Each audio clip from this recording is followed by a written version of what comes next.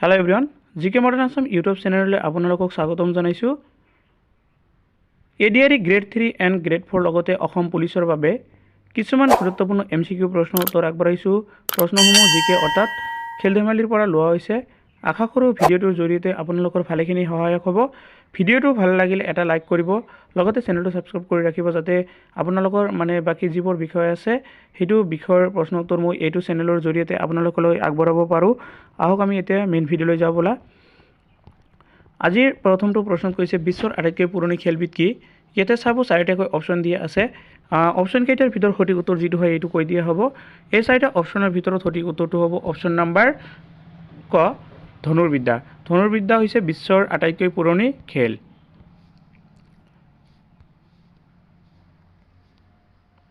দুই নম্বৰ প্ৰশ্ন কৈছে ভাৰতৰ জাতীয় খেল কি? এইটো আপোনালোকে নিশ্চয় জানে। ইয়াতো চাৰিটা অপশ্যন আছে। ইয়াৰ উত্তৰটো হ'ব অপশ্যন নাম্বাৰ খ, হকী। হকী হ'ল ভাৰতৰ জাতীয় খেল বা ৰাষ্ট্ৰীয় খেল বুলি কোৱা হয়। 3 নম্বৰ প্ৰশ্ন কৈছে হকী খেলৰ জন্মস্থান ক'ত? ইয়াৰ উত্তৰটো হ'ব অপশ্যন নাম্বাৰ খ, ভাৰত। ভাৰতবৰ্ষত হকী খেলৰ জন্ম হৈছে। 4 নম্বৰ প্ৰশ্ন কৈছে প্ৰাচীন অলিম্পিক খেল প্ৰথমে কেতিয়া আৰু ক'ত অনুষ্ঠিত হৈছিল? ইয়াতে চাৰিটা অপশ্যন আছে আৰু ইয়াৰ উত্তৰটো হ'ব অপশ্যন নাম্বাৰ ক, 776 খ্ৰীষ্টপূৰ্ব আৰু গ্ৰীচ দেশত আৰম্ভ হৈছে। 5 নম্বৰ প্ৰশ্ন কৈছে কোনগৰাকী টেনিছ খেলুৱৈক আইৰণ ওমেন বুলি জনা যায়? ইয়াতে চাব চাৰিটা প্ৰশ্ন আছে আৰু ইয়াৰ ভিতৰত উত্তৰটো হ'ব অপশ্যন নাম্বাৰ খ, মাৰ্টিনা নাভ্ৰাটিলোভা। 6 নম্বৰ প্ৰশ্ন দবা খেলৰ উৎপত্তি ক'ত হৈছিল? ইয়াতো চাৰিটা অপশ্যন আছে আৰু উত্তৰটো হ'ব অপশ্যন নাম্বাৰ খ, ভাৰত। ভাৰতবৰ্ষত দবা খেলৰ উৎপত্তি হৈছিল। 7 নম্বৰ প্ৰশ্নত কৈছে হকীৰ যাদুকৰ বুলি কাক কোৱা হয়? ইয়াতে চাব চাৰিটা অপশ্যন আছে আৰু উত্তৰটো হ'ব অপশ্যন নাম্বাৰ খ, ধ্যান চাঁদ। 8 নম্বৰ প্ৰশ্ন আধুনিক হকীৰ জন্মদাতা কোন? বৰ্তমান সময়ৰ হকীৰ জন্মদাতা কাক বুলি কোৱা হয়? ইয়াৰ উত্তৰটো হ'ব অপশ্যন নাম্বাৰ ঘ, এজলৱেক মেকক বুলি হকীৰ জন্মদাতা বুলি কোৱা হয়। 9 নম্বৰ প্ৰশ্নত কৈছে ফিফাৰ প্ৰতিষ্ঠাপক সভাপতি কোন আছিল? ক আছে ফ্ৰান্সৰ জুলে ৰিমে, খ বেৰন পিয়েৰ দা কোৱাৰ্টিন, খ এজলৱেক মেক আৰু ঘ আছে ওপৰৰ এজনো নহয়। ইয়াৰ উত্তৰটো হ'ব অপশ্যন নাম্বাৰ ক, ফ্ৰান্সৰ জুলে ৰিমে। 10 নম্বৰ প্ৰশ্ন বৰ্তমানলৈ বিশ্বকাপ ক্ৰিকেট খেলত কোনখন দেশে অধিকতম বিজয়ী হৈছে? আপোনালোকে সকলোৱে জানে। ইয়াৰ উত্তৰটো হ'ব অপশ্যন নাম্বাৰ খ, অষ্ট্ৰেলিয়া, যিহেতু 5 বাৰ বিশ্বকাপ ক্ৰিকেটত জয়ী হৈছে।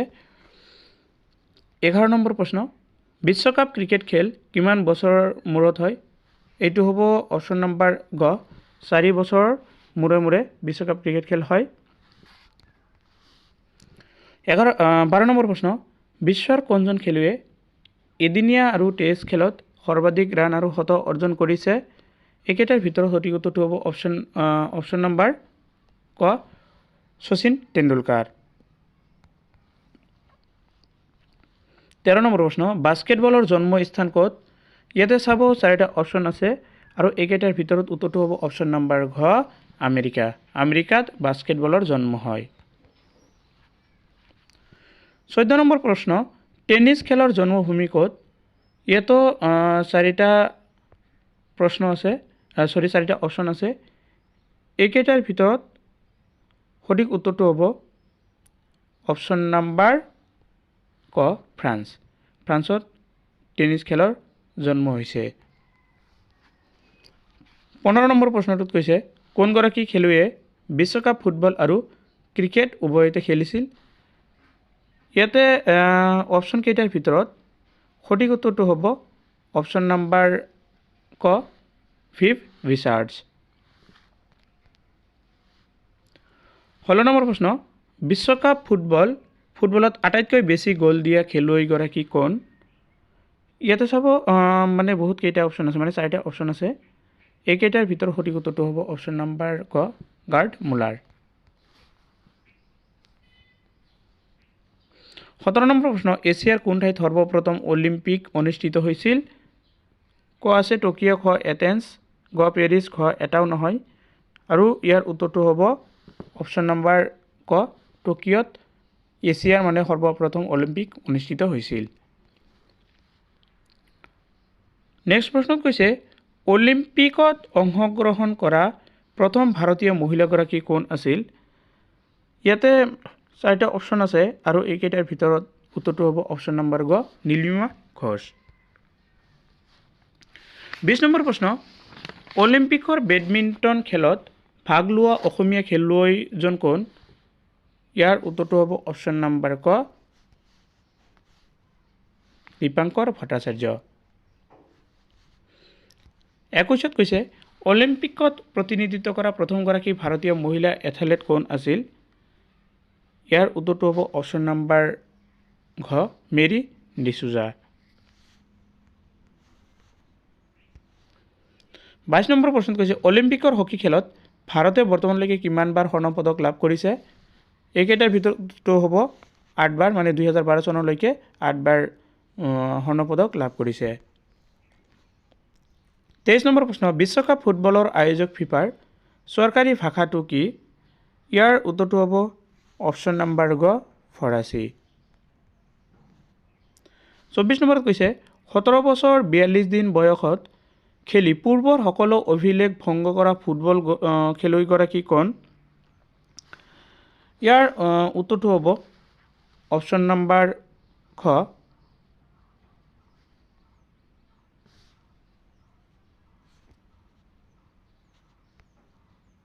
পেলে নেক্সট 25 নম্বৰ প্ৰশ্নত কৈছে বিশ্বকাপ ক্ৰিকেটত হেট্ৰিক কৰা প্ৰথমজন খেলুৱৈ কোন আছিল ইয়াতে চাব চাৰিটা অপশ্যন আছে এইকেইটাৰ ভিতৰত সঠিক উত্তৰটো হ'ব অপশ্যন নম্বৰ ক চেতন শৰ্মা 26 নম্বৰত কৈছে বিশ্বকাপ ফুটবল খেল প্ৰথম কোন ঠাইত অনুষ্ঠিত হৈছিল ইয়াতো চাৰিটা অপশ্যন আছে এইকেইটাৰ ভিতৰত সঠিক উত্তৰটো হ'ব অপশ্যন নম্বৰ ক উৰুগুৱে 1930 চনত বিশ্বকাপ ফুটবল খেল মানে প্ৰথমতে অনুষ্ঠিত হৈছিল